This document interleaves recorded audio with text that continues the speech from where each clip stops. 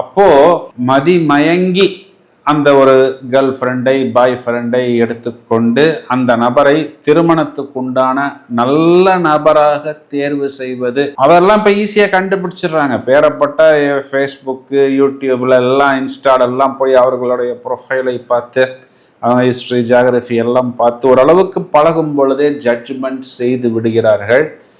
ஆக்கப்பூர்வமான விஷயங்களுக்கு நீங்கள் அதனை எடுத்துக்கொள்ளுங்கள். பிறகு சுக்கிரன் மிருகசீர்ஷ நட்சத்திரம், செவ்வாயுடைய நட்சத்திரம்.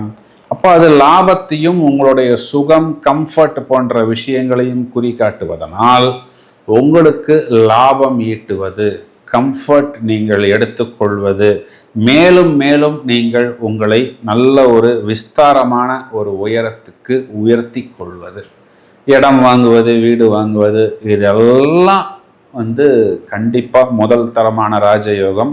ஏன்னா அவர் இங்கே ஜீவனாதிபதி ஆட்சி பலம் பெற்று லாபத்தை பார்க்கிறார். இப்போ இந்த சுக்கிரனை சனி தூண்ட போகிறார். இப்போ இந்த சனிங்கிறவர் என்னன்னா சுபாவத்தில் அசுப கிரகம். அது உங்களுக்கு பாசிட்டிவான ஒரு பிளானட்டாக இருந்தாலும் டிஃபால்ட்டாக இட் இஸ் அ மெலிஃபிக் பிளானட். அப்படின்னா என்ன அர்த்தம் அப்படின்னா, சில நேரத்தில் சாட்டன் உங்களை நெகட்டிவாகவும் தூண்டி விடுவார்.